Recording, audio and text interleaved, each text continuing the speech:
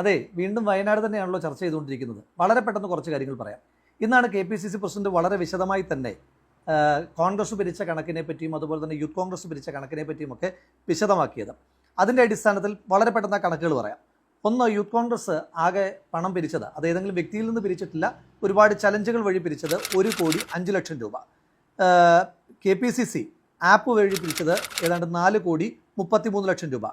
മൊത്തത്തിൽ 5,38,21,632 രൂപയാണ് KPCCയും യൂത്ത് കോൺഗ്രസും കൂടെ ചേർന്ന് പിരിച്ചത്.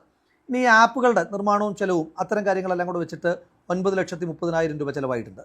ഒന്നാം ഘട്ട ഭൂമി ഏറ്റെടുക്കലും രജിസ്ട്രേഷനും വേണ്ടിയിട്ട് 3,68,36,385 രൂപയാണ് ചെലവഴിച്ചിട്ടുള്ളത്.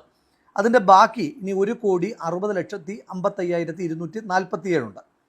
രണ്ടാം ഘട്ട ഭൂമിയുടെ വില 2,50,30,212 രൂപയാണ്. അപ്പോൾ ആകെ ചെലവ് 6,27,96,597 രൂപയാണ്. രജിസ്ട്രേഷൻ അടക്കമുള്ള ചിലവിനെ പറ്റിയിട്ടാണ് പറഞ്ഞത്. അപ്പോൾ ഇത്രയുമാണ് ചിലവായതെന്നും ഇത്രയുമാണ് പിരിച്ചതെന്നും പറഞ്ഞ് കണക്കാകെ പുറത്തേക്ക് വന്നപ്പോൾ നമ്മുടെ സംവാദമുങ്ങിയായ ശ്രീ പിണറായി വിജയൻ്റെ പാർട്ടിക്കാർ ഒരു പുതിയ സ്ക്രീൻഷോട്ടുമായിട്ട് ഇറങ്ങിയിട്ടുണ്ട്.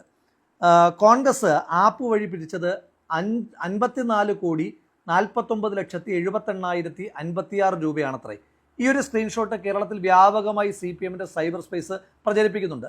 തെരഞ്ഞെടുപ്പിൻ്റെ സമയത്ത് എന്ത് വൃത്തികേടും എത്ര ഹീനമായ മാർഗവും ഒക്കെ പ്രചരിപ്പിക്കാനായിട്ട് വലിയ മിഷനറി ഉള്ള ആളുകൾക്ക് ഇത് പ്രചരിപ്പിക്കുന്നതിനകത്ത് വലിയ ബുദ്ധിമുട്ടൊന്നുമില്ല. എന്തായാലും KPCC പ്രസിഡന്റ് അത് കേസ് കൊടുത്തിട്ടുണ്ട് എന്ന് തന്നെയാണ് പറയുന്നത്.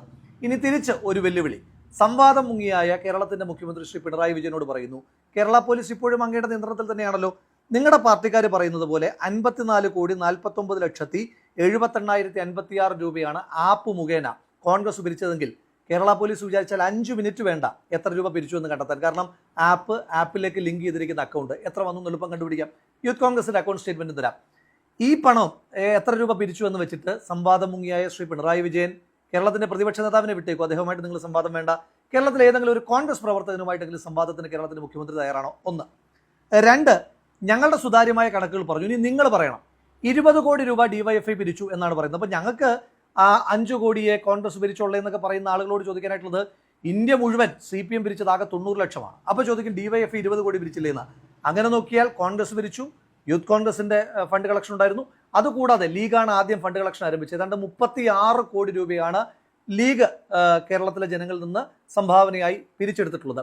അപ്പോൾ അതെല്ലാം കൂടെ കൂട്ടുമ്പോൾ ഏതാണ്ട് 40 കോടിക്ക് മുകളിലാണ് UDF എന്ന നിലയിൽ ഞങ്ങൾ പിരിച്ചിരിക്കുന്നത്.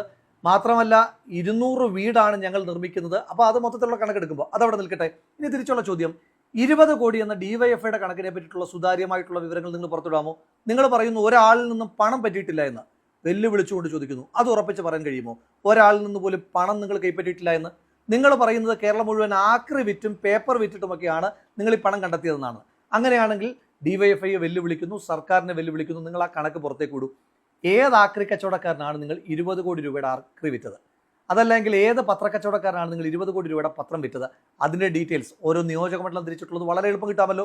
എവിടെയാണ് വിറ്റിട്ടുള്ളത്, ആർക്കാണ് വിറ്റത്, അതിൻ്റെ റെസിപ്റ്റ്, ഇതടക്കമുള്ള സുതാര്യമായ കണക്ക് വയ്ക്കാതിരിക്കുന്നിടത്തോളം കാലം നിങ്ങൾ സർക്കാരിനെ പോലെ, സർക്കാർ ഊരാളുങ്കലിനെ ഉപയോഗിച്ച് ചെയ്യുന്നത് പോലെ തന്നെ മൃതശരീരങ്ങളുടെ പോക്കറ്റ് അടിക്കുന്ന, മൃതശരീരത്തെ കൊള്ളയടിക്കുന്ന ആളുകളാണ് നിങ്ങളെന്ന് തെളിയിക്കപ്പെട്ടിരിക്കുകയാണ്. അപ്പോൾ അതുകൊണ്ട് ജനങ്ങൾക്ക് അറിയേണ്ടതായിട്ടുണ്ട്, സർക്കാർ എത്ര വെട്ടിച്ചു, DYFI എത്ര വെട്ടിച്ചു.